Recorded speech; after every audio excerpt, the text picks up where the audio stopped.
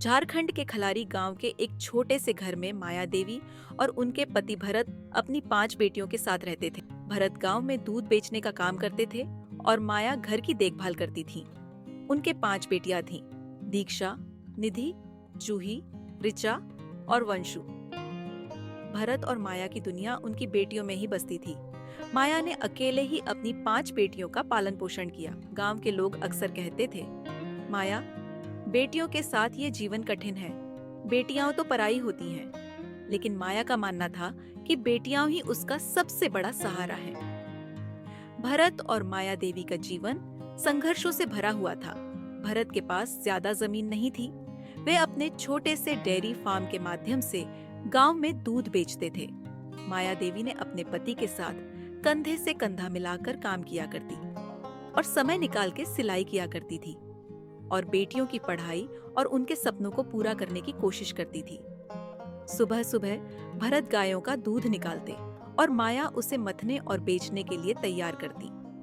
उनकी 5 बेटियां भी माँ और पिता की मदद में हमेशा तत्पर रहती थीं और बेटियां भी समझदार थीं और माँ और पिता की तकलीफ को समझती थीं। दीक्षा, सबसे बड़ी बेटी, पढ़ाई में बहुत तेज थी। वह हमेशा से कंप्यूटर इंजीनियर बनना चाहती थी। जूही को अध्यापन में रुचि थी। वह गांव के बच्चों को मुफ्त में पढ़ाती थी।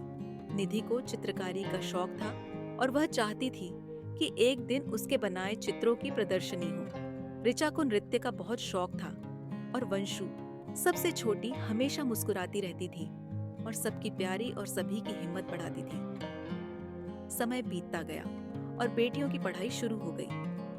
दीक्षा ने अपनी मेहनत और मां के त्याग के बल Marwari college Ranchi computer engineering में दाखिला लिया। जूही ने बीएड की पढ़ाई शुरू कर दी ताकि वह एक सफल शिक्षिका बन सके। निधि ने कला विद्यालय में दाखिला लिया और उसके चित्र लोगों को पसंद आने लगे। ऋचा ने नृत्य प्रतियोगिताओं में हिस्सा लेना शुरू किया और कई पुरस्कार जीते। वंशु, जो अभी भी स्कूल में थी, अपनी बहनों से प्रेरित होकर डॉक्टर बनने का सपना देखने लगी। गांव के लोग माया देवी और उनका पति का मजाक उड़ाते थे। वे कहते थे, तुम्हारी बेटियां क्या कर लेंगी, एक दिन सभी पराई हो जाएंगी। लेकिन माया की 5 बेटियों ने कभी हार नहीं मानी। वे अपनी माँ को गर्व महसूस करवाना चाहती थीं। उनके लिए उनकी माँ ही उनकी सबसे बड़ी प्रेरणा थी। समय बीतता गया। भरत और माया दोनों ने मिलकर दिन रात मेहनत की ताकि उनकी बेटियों की पढ़ाई में कोई कमी न रह जाए। एक दिन जब दीक्षा इंजीनियरिंग कॉलेज में पढ़ाई कर रही थी, उसकी माँ की तबीयत अचानक बिगड़ गई। माया देवी अस्पताल में भर्ती हुई और बेटियां चिंता में डूब गई। उनकी माँ ही उनकी दुनिया थी।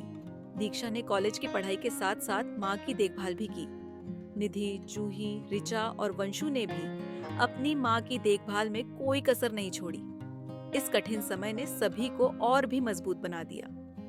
समय के साथ माया देवी की तबीयत ठीक होने लगी और बेटियों ने अपने सपनों की ओर बढ़ना जारी रखा।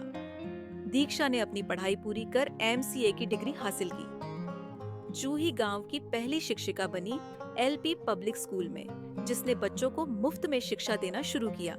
निधि के चित्रों की प्रदर्शनी बड़े शहर में हुई और उसकी कला को सराहा गया।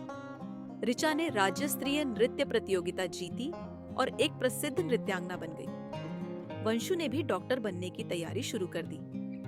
जब बेटियों ने अपने अपने क्षेत्रों में सफलता हासिल की, तो गांव के लोग, जो पहले भरत और माया देवी को तिरस्कार करते थे, अब उन्हें सम्मान की नजर से देखने लगे। वे कहते थे, भरत और माया देवी, आपने अपनी बेटियों को जिस तरह से पाला और शिक्षित किया, वह हमारे लिए गर्व की बात है। माया देवी की आंखों में आंसू थे, लेकिन ये आंसू खुशी के थे। उसकी बेटियों ने साबित कर दिया था कि बेटियां पराई नहीं होती। वे माँ के संघर्ष, त्याग और प्रेम का प्रतीक थीं। दीक्षा, निधि, जूही, ऋचा और वंशु ने अपने अपने सपनों को साकार किया और माँ के हर सपने को पूरा किया। आज गांव के हर घर में भरत और माया देवी और उनकी 5 बेटियों की कहानी प्रेरणा के रूप में सुनाई जाती है। दीक्षा गांव में स्कूल के बच्चों को कंप्यूटर के बारे में बताती है। जूही गांव के बच्चों को पढ़ाती है। निधि की चित्रकारी ने गांव को कला की नई पहचान दी है। ऋचा ने अपने नृत्य से गांव का नाम रोशन किया है। यह कहानी सिर्फ एक माँ और उसकी 5 बेटियों की नहीं है, बल्कि हर उस पिता और माँ की है जो अपने बच्चों के लिए हर संघर्ष का सामना करते हैं और उन्हें उड़ान भरने का मौका देती है। माया देवी ने अपनी बेटियों को सिर्फ जन्म ही नहीं दिया, बल्कि उन्हें मजबूत, आत्मनिर्भर और साहसी बनाया।